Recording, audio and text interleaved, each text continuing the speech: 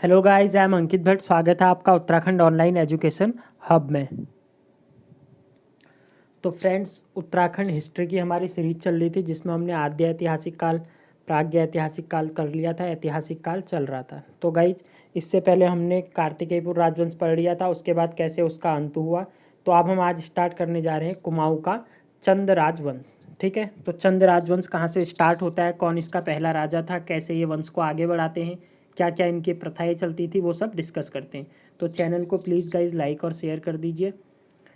तो कुमाऊँ के चंद राजवंश की बात करें गाइज, तो संस्थापक जो माना जाता है, कुछ इतिहासकार संस्थापक सोमचंद को मानते हैं और कुछ इतिहासकार थोहरचंद को इसका संस्थापक मानते हैं। पर जो वास्तविक संस्थापक या पहला राजा माना जाता है वो कौन माना जाता है? सोमचंद माना जाता है। ठीक है, तो आपके क्वेश्चन में अगर ऑप्शन में सोमचंद भी है, थोहरचंद, तो आप जो जाएंगे किस पे चले जाएंगे गाइज? सोमचंद पे। नहीं तो सोमचंद होगा या फिर थोहरचंद, दोनों में से आपको एक ऑप्शन में मिल जाएगा।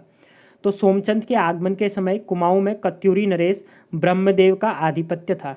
ठीक है, जब यहाँ पर सोमचंद आता है तो गाइज ये जो सोमचंद माना जाता है ये झूसी का माना जाता है। और झूसी कहाँ पर है? आपका इलाहाबाद में है। ठीक है, तो ये यहाँ पर आया था घूमने के लिए, मंदिरों को देखने के लिए। बट यहाँ पर क्या होता है, जो हमारा कत्यूरी नरेश होता है ब्रह्मदेव, ब्रह्मदेव की क्या होती है? एक पुत्री होती है। तो ब्रह्मदेव अपनी पुत्री की इसके साथ शादी करा देता है सोमचंद के। और उस टाइम पे क्या हो रहा होता है, कुमाऊं में ऐसे ही राज व्यवस्था इतर बितर चल रही होती है, मतलब कोई राजा था नहीं। तो सोमचंद उसी चीज़ का फ़ायदा उठाता है और अपने आप को यहाँ का राजा घोषित कर देता है। तो ब्रह्मदेव के बारे में गाइज अगर हम बात करें तो ब्रह्मदेव के बारे में जो इम्पोर्टेंट बात है, इसने क्या किया था, टनकपुर की ब्रह्मदेव मंडी बनाई थी। याद रखिएगा, ब्रह्मदेव मंडी जो कि कहाँ पर है? आपकी टनकपुर नेपाल के मध्य में है। वो किसने बनाई थी? तो वो ब्रह्मदेव ने बनाई थी। कौन सा राजा था ब्रह्मदेव? तो कत्यूरी नरेश था। सोमचंद की शादी किसके साथ होती है? ब्रह्मदेव की पुत्री के साथ होती है। तो देखिए, टनकपुर नेपाल के मध्य, ब्रह्मदेव मंडी उसी राजा की देन है। कुमाऊं के चंद्रवंशी राजपूत प्रयाग में गंगा के पार झूसी के निवासी थे। सोमचंद द्वारा चंद्रवंश की स्थापना का समय 1025 मान सकते हैं। तो गाइज अलग अलग इतिहास इसे अलग अलग मानते हैं क्योंकि कोई प्रमाणिक है नहीं, तो बट हम 1025 इसमें मान सकते हैं। यही समय कत्यूरियों के पतन का भी था, जब उस वंश के राजकुमार कत्यूर छोड़कर मडकोट, अस्कोट, डोटी, लखनपुर, बैराट और मानिला सल्ट की ओर चल पड़े थे। ठीक है, कत्यूरी शासन अंत हो रहा था, तो ये जो बचे हुए राजा थे या आप कह सकते हैं राजकुमार थे उनके, वो क्या कर रहे थे? अलग अलग जगहों को प्रस्थान कर रहे थे। तो उसी चीज़ का फ़ायदा उठाता है हमारा सोमचंद और अपना कुमाऊं पर क्या कर लेता है? आधिपत्य कर लेता है। तो नेक्स्ट है गाइज, देखिए मैंने पूरी सीरीज बना दी है इनकी, जितने के पूरे 61 राजा थे। ठीक है, तो 61 के राजाओं के बारे में जो इंपॉर्टेंट चीज़ होगी वही आपके आगे दे दी है, और इनके फैक्ट जो भी इनका सीरीज है वही नाम मैंने आगे इनके लिख दिए। तो पहले बात करें गाइज अगर सोमचंद की, तो वास्तविक संस्थापक जो माना जाता है वो किसको माना जाता है? चंद राजवंश का सोमचंद माना जाता है। ठीक है, इसका एक इंपॉर्टेंट चीज़ क्या है कि इसने राजबुंगा किले का क्या किया था? निर्माण किया था। डायरेक्ट आपसे क्वेश्चन पूछता है राजबुंगा किले का निर्माण किसने कराया? तो सोमचंद ने कराया है। कहाँ पर ये? तो ये चंपावत में आपका स्थित है।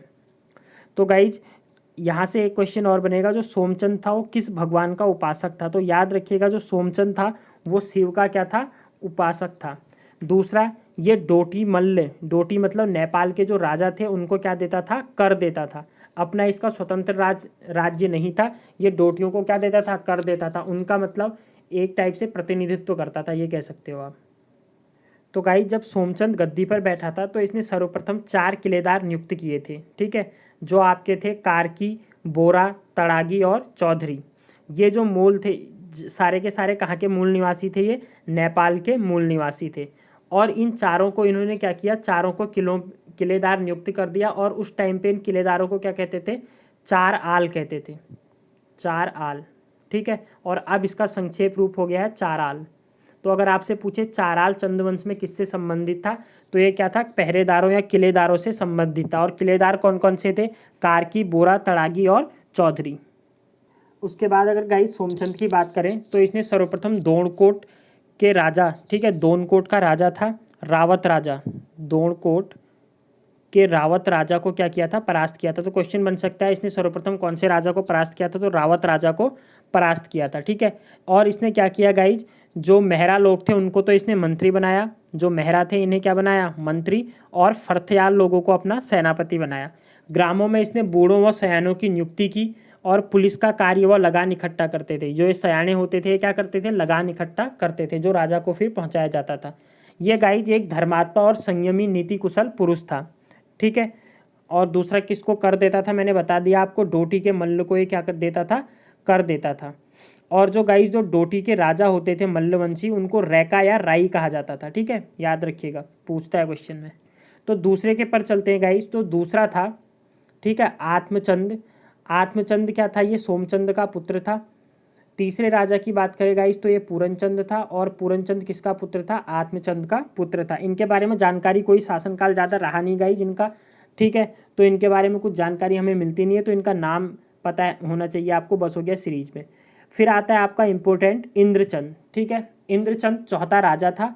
इंपॉर्टेंट क्यों है गाइज ये, क्योंकि इसके टाइम पर रेशम का उत्पादन स्टार्ट हो गया था उत्तराखंड में, ठीक है। तो रेशम उत्पादन से संबंधित अगर कोई भी क्वेश्चन आपका बनता है तो इंद्रचंद आपका आंसर होगा। अगर बोले रेशमी कारखाना पहला किसने खोला, तो इंद्रचंद ने खोला।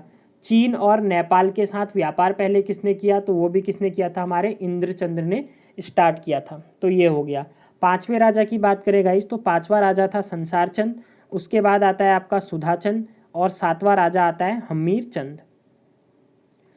सातवें राजा के बाद गाइस बात करें वीराचंद की, तो वीराचंद इंपॉर्टेंट है हमारे लिए, आठवां राजा है। क्यों, क्योंकि इसे विलासी राजा बोला गया है, ठीक है। और इसके टाइम पे खस जाति का क्या हो गया था, प्रभुत्व हो गया था। अब देखो ये ज़्यादा क्या रहता था, अपने विलासी था तो ज़्यादा अपना दारूपान करने में लगा रहता था, तो उसकी वजह से क्या हो गया, खस जाति के जो राजा थे, जो खस लोग थे, उनको मौका मिल गया, उन्होंने क्या कर दिया, बाहरी आक्रमण स्टार्ट कर दिया। उसकी वजह से क्या हो जाता है, यहाँ पर थोड़े टाइम फिर से खसों का राज चल जाता है हमारे उत्तराखंड में। तो गाइज 1191 ईस्वी के पश्चात यहाँ डोटी राजाओं का अधिकार हुआ था, ठीक है। चंपावत का जो बालेश्वर मंदिर है, पहला क्वेश्चन तो ये बनेगा आपका, बालेश्वर मंदिर कहाँ पर स्थित है, तो बालेश्वर मंदिर कहाँ पर है आपका, चंपावत में स्थित है। यहाँ से क्राचल्य देव, ठीक है, नाम याद रखिएगा, क्राचल्य देव के 1223 ईस्वी का एक लेख प्राप्त होता है जिसमें 10 मांडलिक राजाओं का उल्लेख है। तो इम्पोर्टेंट क्या याद रखना है, बालेश्वर मंदिर कहाँ पर है आपका, चंपावत में। यहाँ से हमें क्या प्राप्त हुआ है, एक लेख प्राप्त हुआ है, ठीक है। किसका लेख है वो, क्राचल्य देव का है। उसमें 10 मांडलिक राजाओं का क्या किया गया है, उल्लेख किया गया है। फिर गाइज उसके बाद हम बात करें अगर अपने नवे राजा की, तो जो 9th राजा था वो कौन था, वीरचंद्र था, ठीक है। इसका पहला इंपॉर्टेंट चीज़ क्या है, इसने खसिया राज का क्या कर दिया था, अंत कर दिया था। जो खस लोग थे, खस लोग कहाँ गए थे, वीराचंद के टाइम पे खसों का आधिपत्य हो गया था। क्यों, क्योंकि वो विलासी राजा था। फिर कौन आता है आपका, वीरचंद आता है, ठीक है। तो वीरचंद क्या करता है, खसिया राज का अंत कर देता है, और वैराग्य कुल का क्या होता है, एक राजा वो आक्रमण करता है गाइज इस टाइम पे उत्तराखंड पर, और ये जो वीरचंद होता है उसको क्या कर देता है, हरा देता है, ठीक है। तो अगर क्वेश्चन पूछे आपसे वैराग्य कुल के राजा का आक्रमण किसके काल में होता है, तो वीरचंद के काल में होता है, ठीक है। और गाइज अगर आपसे क्वेश्चन पूछे गोपेश्वर त्रिशूल लेख से हमें किसका उल्लेख मिलता है, तो इसी के टाइम का गोपेश्वर लेख मिलता है हमें, उसमें हमारा किसका उल्लेख है, अशोक चल्ल का उल्लेख है। तो ये भी याद रखिएगा। और गाइज अगर ये पूछे आपसे कि खसों को उत्तराखंड से भगाने के लिए, देखिए चंद राजवंश में वीराचंद के टाइम पे खस आक्रमण कर देते हैं, तो फिर वीरचंद क्या करता है, अशोक चल्ल की सहायता से ही क्या करता है, इन खसों को क्या करता है, बाहर भगाता है उत्तराखंड से। 10वें राजा की बात करें गाइज तो 10वां राजा था रूपचंद। तो रूपचंद के बारे में जो इंपॉर्टेंट चीज़ है वो ये है कि इसने सैनिक शास्त्र नामक ग्रंथ की रचना की थी। तो क्वेश्चन क्या बन सकता है, सैनिक शास्त्र नामक ग्रंथ की रचना किसके द्वारा की, किसके टाइम पे हुई थी या किसके द्वारा की गई थी, तो ये रूपचंद्र के टाइम पे हुई थी। चलते हैं नेक्स्ट पे 11वें राजा पे गाइस। तो देखिए 11 से अगर 22 राजाओं की बात करूं तो यहाँ से हमें ज़्यादा कुछ जानकारी प्राप्त होती नहीं है गाइस। तो आपको बस एक बार नाम याद रख लेना है, कौन से, एक बार सीरीज देख लीजिए। 11वां राजा था लक्ष्मीचंद, 12वां राजा था धर्मचंद, 13वां राजा करमचंद, 14वां कल्याणचंद प्रथम, 15वां निर्भय चंद, 16 नरचंद, 17वां नानकी चंद, 18वां राजा था रामचंद, 19वां भीकमचंद भी कहते थे इसे, 10वां मेघचंद, 21वां ध्यानचंद और 22वां था परवतचंद। तो 22 तक राजाओं के बारे में गाइज ये हो गई हमारी इन्फॉर्मेशन। ठीक है, यहाँ से आपको ज़्यादा कुछ नहीं देखना है, जो इंपॉर्टेंट है मैंने उसमें ऑलरेडी मार्क किया हुआ है, बस आप एक बार नेम को देख लीजिए। नेक्स्ट पे चले गाइज, तो नेक्स्ट अब आपका आ जाता है जो 23वां राजा था थोहरचंद आ जाता है। ठीक है, इसी को कुछ हमारे जो इतिहासकार हैं, लेखक हैं, वो क्या मानते हैं, चंद वंश का संस्थापक मानते हैं। तो देखिए हर्षदत्त जोशी, श्री फ्रेजर के अनुसार थोहरचंद ही चंद वंश का क्या था, संस्थापक था। ठीक है, ये जो इतिहासकार हैं इन्होंने क्या माना है, थोहरचंद को अपना क्या माना है, चंद राजवंश का संस्थापक माना है। उसके बाद अगर देखें गाइस 24वां राजा तो एक कल्याणचंद द्वितीय था, 25वां राजा त्रिलोकीचंद था, 26वां डामरचंद था और 27वां राजा था हमारा धर्मचंद। ठीक है, अब 28वें राजा की बात करें तो यहाँ से इंपॉर्टेंट हो जाएंगे गाइज, अब यहाँ से थ्योरी बढ़नी स्टार्ट हो जाएगी। ठीक है, क्योंकि यहाँ से प्रमाणिक लेख मिलने स्टार्ट हो जाते हैं राजाओं के, कौन से राजा ने शासन किया, पुत्र कौन था उसका, कितने टाइम तक उसने शासन किया। तो अभयचंद पहला शासक था जिसकी जानकारी लेखों से प्राप्त होती है। ठीक है, अभी तक जो 27 राजा थे उनके लेखों से हमें उनके लेख नहीं मिले थे गाइज। तो अगर आपसे पूछे चंद राजवंश का पहला शासक जिसका कि लेख प्राप्त हुआ तो कौन हो जाएगा, वो अभयचंद हो जाएगा। ठीक है, 1368 में गाइज ज्ञानचंद ने इसके श्राद्ध पर तामपत्र द्वारा भूमि दान करने का क्या किया है, उल्लेख किया है। इसके पास गाइज था क्या, जो अभयचंद था इसका कोई पुत्र नहीं था, इसने पुत्र प्राप्ति के लिए अनेक यज्ञ भी किए। ठीक है, अगर पूछे आपसे अभयचंद का पुत्र कौन था तो अभयचंद का कोई पुत्र नहीं था। ठीक है, गरुड़ ज्ञानचंद इसका क्या था, एक सहायक था, वही फिर उसके बाद क्या बैठता है, गद्दी पर बैठता है। तो दो चीज़ें याद रखिएगा, एक तो पहला प्रमाणिक लेख के रूप में जो जानकारी मिलती है वो अभयचंद की मिलती है, दूसरा जो 1368 में ज्ञानचंद्र ने इसके श्राद्ध पर, किसके, अभयचंद के श्राद्ध पर ताम्रपत्र द्वारा भूमि दान करने का क्या किया है, उल्लेख किया है।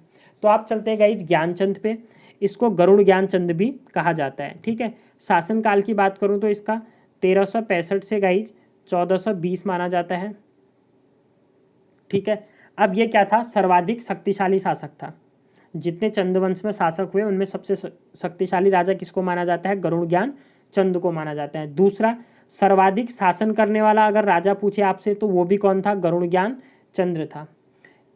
तीसरी बात अगर मैं गाइज बताऊं इसकी, तो इसके 12 से अधिक इसके क्या प्राप्त हो चुके हैं, हमें लेख मिल चुके हैं जिस गरुड़ ज्ञान चंद्र के। ठीक है, इसका जो बेटा था गाइज वो था उद्यान चंद्र या उद्योत चंद्र भी कहते हैं उसे, और ये धार्मिक कार्यों का क्या करता था, संपादक करता था। तो अगर क्वेश्चन ये पूछे गरुड़ ज्ञान चंद के टाइम में धार्मिक कार्यों का संपादन कौन करता था, तो कौन करता था, उसका बेटा, और उसके बेटे का नाम क्या था, उद्यान चंद था।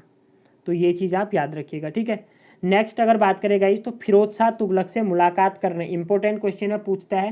पहला क्वेश्चन ये पूछेगा फिरोज शाह तुगलक के समकालीन कौन था चंद राजवंश में, तो फिरोज शाह तुगलक के समकालीन कौन हो जाएगा, आपका गरुड़ ज्ञान चंद हो जाएगा। ठीक है, तो ये क्या करता है गाइज, सुल्तान को भेंट करने के लिए क्या जाता है, दिल्ली सल्तनत में जाता है, दिल्ली में चला जाता है, और वहाँ पर क्या होता है, इसे गरुड़ की उपाधि दी जाती है। वैसे नाम क्या था इसका, ज्ञानचंद था, बट जो फिरोज शाह तुगलक होता है वो इसे गरुड़ की क्या दे देता है, उपाधि दे देता है।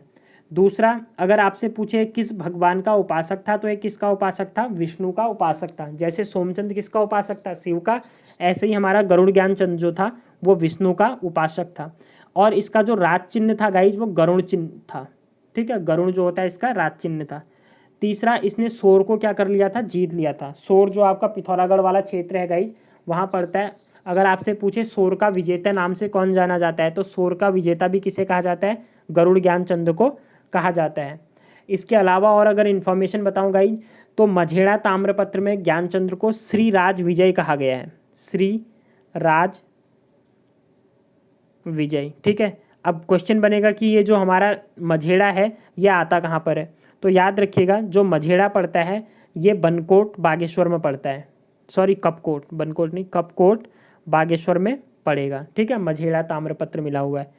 दूसरा अगर सेड़ा खड़कोट पिथौरागढ़ की बात करूँ, यहाँ से भी हमें ताम्रपत्र मिला है, उसमें इसका नाम राजा धीराज महाराज कहा गया है, राजा धीराज महाराज। तो क्वेश्चन क्या बन सकता है, राजा धीराज महाराज कौन से अभिलेख में गरुड़ ज्ञानचंद्र को कहा गया है, तो सेरा खड़कोट जो कि पिथौरागढ़ में है उसमें कहा गया है। तो इतनी इन्फॉर्मेशन हो गई गाइज गरुड़ ज्ञानचंद के बारे में।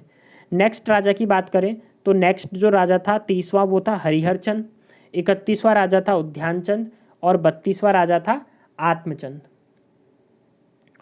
चलते हैं नेक्स्ट पे गाइज। अगर वीडियो आपको पसंद आ रही है प्लीज़ लाइक और शेयर कर दीजिए गाइज। देखिए 33वें राजा की बात करें तो 33वां राजा था हरिचंद और 34वां राजा था विक्रम चंद।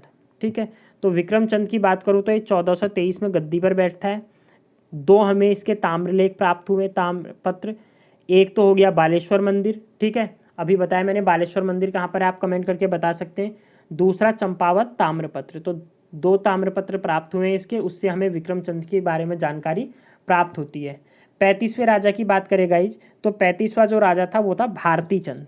ठीक है, अब पढ़ते हैं भारती चंद के बारे में। देखिए सबसे पहला जो भारती चंद के पवाड़े, पवाड़े क्या होते हैं गाइज, चर्चा कह सकते हो आप एक टाइप की। ठीक है, आपने देखा होगा पुराने जो लोग होते हैं वो क्या सुनाते हैं, पुरानी कहानियाँ सुनाते हैं, और वो गाकर जो सुनाई जाती है लोक गाथा एक टाइप की आप कह सकते हो, वो क्या कहलाते हैं, पवाड़े कहलाते हैं।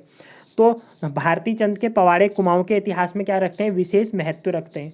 तो पहला जो इम्पोर्टेंट पॉइंट बनता है इससे, भागा धौन्याल के साथ द्वंद्व युद्ध किसका हुआ था। तो भागा धौन्याल जो एक वीरांगना थी उसके साथ भारती चंद का क्या हुआ था, द्वंद्व युद्ध हुआ था। एक इम्पोर्टेंट बात हो गई ये। दूसरी बात करूँ गाइज, अभी तक जैसे हमने पढ़ा, मैंने आपको क्या बताया, जो सोमचंद था वो डोटी को क्या देता था, डोटी के मल्ल को कर देता था। बट जो आपका भारती चंद था ये पहला राजा था जिसने क्या किया, डोटियों को कर देना बंद कर दिया। इसने क्या बोला कि मैं अपना स्वतंत्र राज चलाऊंगा, तो उसी कारण ये क्या कर देता है, डोटियों से छुटकारा पाने के लिए संघर्ष प्राप्त करता है और बहुत लंबे टाइम तक ये डोटियों के साथ युद्ध लड़ता है और अंत में क्या होता है, इसको सफलता मिल जाती है। ठीक है, तो नेपाल में जैसे कि मैंने बताया आपको मल्ल वंश का शासन था। ठीक है, और मल्लों का जो शासन था, उत्तराखंड की बात करूँ तो इन्होंने सीरा डोडीहाट को अपने राज्य में मिलाकर पर्वत डोटी का देश बोला था। तो क्वेश्चन क्या बनेगा, पर्वत डोटी का देश, डोटी का देश किसे कहा जाता था, तो किसे कहा जाता था, सीरा डीडीहाट वाले क्षेत्र को कहा जाता था। कौन कहता था गाइज ये, तो ये जो कौन कहते थे, हमारे जो नेपाल में शासन कर रहे थे, ठीक है, वो लोग बोलते थे। नेक्स्ट अगर बात करूं तो पर्वत डोटी भी नाम दिया गया था, मल्ल राजा कुमाऊं को कहते थे। ठीक है, मल्ल डोटी किसे कहा जाता, सॉरी पर्वत डोटी किसे कहा जाता था, तो मल्ल राजा कुमाऊं को क्या कहते थे, पर्वत डोटी। तीसरा इंपॉर्टेंट क्वेश्चन बनेगा आपका, राई या रैका किसे कहा जाता था। तो गाइस जो मल्ल राजवंश के या मल्ल या फिर आप कह लो डोटी के जो राजकुमार होते थे, ठीक है, राजा का जो पुत्र होता था उसको ही क्या बोला जाता था, राई या रैका बोला जाता था। तीसरी अगर बात करें गाइज तो इसने क्या किया था, मैंने बताया आपको भारती चंद ने क्या कर दिया था, डोटियों पर आक्रमण कर दिया था। तो डोटियों पर जब आक्रमण किया इसने तो ये पिथौरागढ़ में इसने पहला पड़ाव अपना डाला था कटक नौला पर। ठीक है, जो पिथौरागढ़ से बिलोंग करते हैं उन्हें पता होगा, वर्तमान में जो देवसिंह मैदान है गाइज उसी को प्राचीन नाम क्या बोला जाता था, कटक नौला बोला जाता था। वहाँ पर इसकी सेना क्या हुई थी, रुकी थी, मतलब पहला पड़ाव डाला था। उसके बाद फिर जब सेना आगे बढ़ती है तो दूसरा पड़ाव जो डाला गया था वो बाली चौड़ पर डाला गया था। अगर तीसरा क्वेश्चन यहाँ से क्या पूछेगा आपके, जब ये अभियान चल रहा था उस टाइम पे भारती चंद का निवास कहाँ पर था। ठीक है, तो उस टाइम पे जो भारती चंद रहता था वो निकेत बर्तियाकेट में रहता था, निकेत बर्तियाकेट में रहता था। तो ये 3 जगहों का नाम याद रखिएगा। पहला पड़ाव पूछ सकता है तो कटक नौला, दूसरा पड़ाव कहाँ पर, बाली चौड़। ये पड़ाव का मतलब गाइस जहाँ पर उसकी सेना ने डेरा डाला था युद्ध के दौरान। ठीक है, और अगर राजा की बात करें तो राजा तो सेना के साथ रहता नहीं था, तो वो उसने कहाँ पे डेरा डाला था, अपना निकेत बर्तियाकेट में डेरा डाला था। और जानकारी अगर देखें गाइज हम भारती चंद के बारे में, तो भारती चंद के गाइस 3 पुत्र थे। ठीक है, पहला जो था वो था रतन चंद, दूसरे की बात करें तो वो था कुंवर पर्वत चंद, और थर्ड था सुजान कुंवर। तो ये 3 नाम याद रखिएगा कि रतन चंद किसका पुत्र था, हमारा भारती चंद का था। ठीक है, उसके बाद सुजान चंद किसका पुत्र था, तो ये भी किसका था, भारती चंद का। और तीसरा पर्वत चंद किसका पुत्र था, ये भी हमारे किसका हो गया, भारती चंद का पुत्र था। तो 36वां जो राजा बनता है गाइस, इसका बड़ा पुत्र जो होता है रतन चंद बनता है। रतन चंद गद्दी पर बैठता है, ज़्यादा शासन करता नहीं है। उसके बाद आपका आ जाता है कीर्ति चंद। तो कीर्ति चंद के बारे में इंफॉर्मेशन, एक जानकारी याद रखिएगा, ये ऐसा राजा था जिसने कुंवर की हैसियत से क्या करा था, राजकाज को संभाला था। मतलब कुंवर के नाम से आप समझ सकते हो कि इसके जो पिताजी थे उनका डेथ नहीं हुई थी। ठीक है, जो पहले राजा था, बट क्या होता है वो बूढ़ा हो जाता है तो राजकाज ये कुंवर के रूप में क्या कर लेता है, संभाल लेता है। फिर जो 38वां राजा होता है वो प्रताप चंद होता है, 39वां राजा ताराचंद होता है, 40वें राजा की बात करेगा इस तो ये मणिक चंद था, 41वां राजा काली कल्याण चंद था, और 42वां जो राजा था वो पूरनचंद था। तो ये हो गए गाइज। चलते हैं हमारे नेक्स्ट राजा के बारे में, और जो नेक्स्ट राजा था वो था आपका कौन, भीष्मचंद। ठीक है, 43वां राजा था। अब ये क्या था गाइज, चंपावत में शासन करने वाला अंतिम शासक था। देखिए जब हमने पढ़ा, ठीक है, थोहरचंद से जब हम पढ़ रहे थे, थोहरचंद से लेके भीष्मचंद, ये जो गाइज कहा जाता है इसे चंपावती काल भी कहा जाता है। ठीक है, अब क्वेश्चन क्या बन सकता है आपका कि चंपावती काल कौन से राजा से कौन से राजा के टाइम का काल था। तो चंपावती काल थोहरचंद से लेके भीष्मचंद के काल को कहा जाता है। क्यों? क्योंकि भीष्मचंद ने क्या किया था, अब वो सोच लेता है कि मेरे को अपनी राजधानी परिवर्तित कर देनी चाहिए। तो भीष्मचंद अल्मोड़ा राजधानी परिवर्तित करने वाला होता है, बट एक गजवा नामक खसिया सरदार होता है, ठीक है, मुखिया, वो उसका वध कर देता है।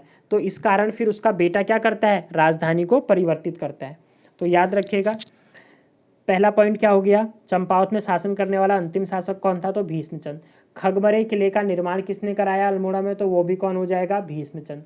फिर मैंने आपको ये बता ही दिया, गजवा नामक खस सरदार ने इसका क्या कर दिया था, वध कर दिया था। इसीलिए वो क्या करता है, जो राजधानी परिवर्तन होती है वो उसके नाम पे ना जाके इसका बेटा जो होता है बालो कल्याण चंद वो करता है।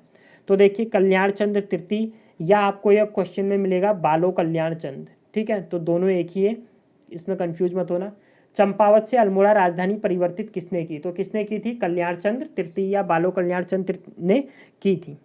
तो गाइज उसके बाद अगर हम पढ़ें तो हमारा अगला जो राजा आता है 45वें नंबर का, वो आ जाता है आपका कौन, रुद्रचंद। ठीक है, अब यहाँ से राजा गाइज इंपॉर्टेंट हो जाएंगे। यहाँ से हम 2 या 3 राजा एक दिन में पढ़ेंगे, क्योंकि इनकी इन्फॉर्मेशन ज़्यादा होती है और पेपर में आपसे डीप में कहीं भी पूछ सकता है। ठीक है, तो अगर रुद्रचंद्र की बात करूं, सबसे पहला इंपॉर्टेंट पॉइंट बनता है इसका, ये किसके समकालीन था, तो ये अकबर के समकालीन था। ठीक है, दिल्ली सल्तनत में उस समय किसका चल रहा था आपका, सॉरी दिल्ली सल्तनत वहाँ से नहीं आएगी, आपका ये आ जाएगा मुगलों का शासन। तो मुगलों में जब शासन चल रहा था तो अकबर राजा था दिल्ली में, और यहाँ पर राजा की बात करें तो रुद्रचंद था। आईने अकबरी में कुमाऊं को दिल्ली सूबे में दिखाया गया है। मतलब इसका मतलब ये है कि जब शासन अकबर का चल रहा था दिल्ली में, तो जो हमारे कुमाऊं के चंद राजा थे वो क्या थे, किसके अधीन थे, अकबर के अधीन या मुगलों के अधीन थे। 1587 में अकबर की अधीनता स्वीकार की थी।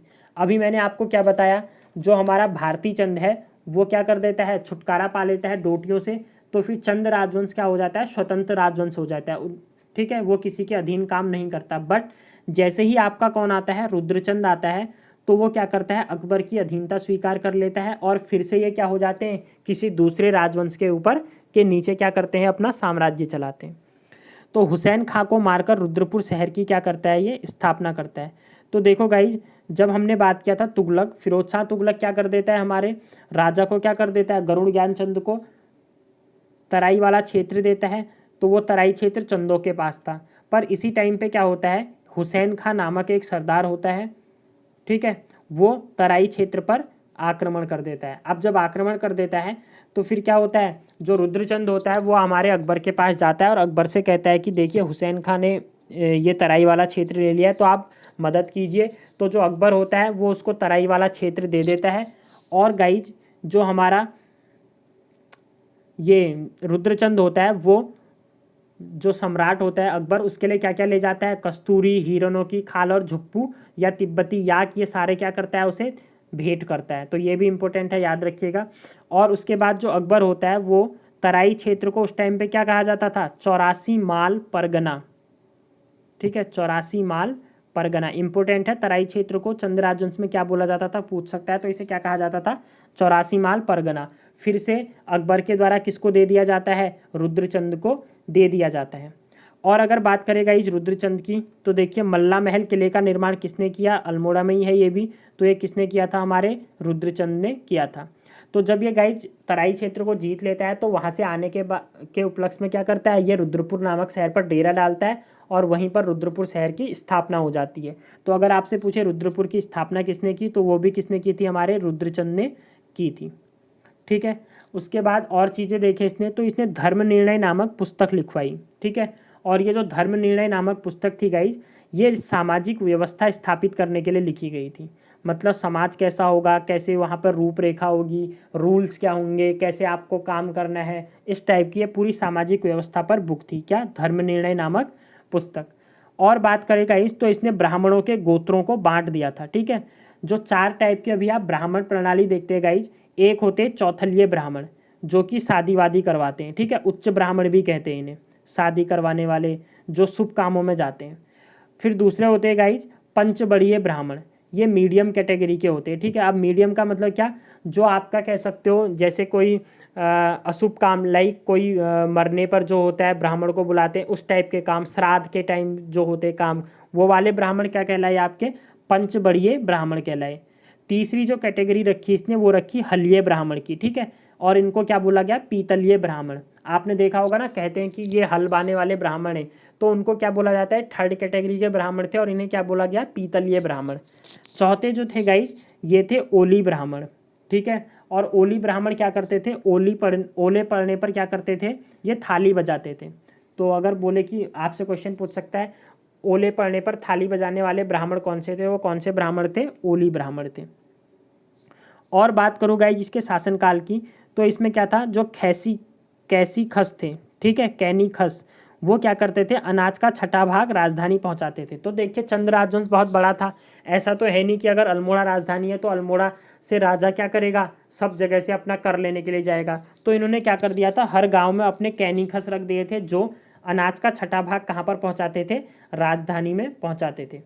तो गाइज इतना हो गया हमारा चंद्र राजवंश के बारे में, ये था पार्ट 1। इससे जानेंगे हम अगले नेक्स्ट वीडियो में।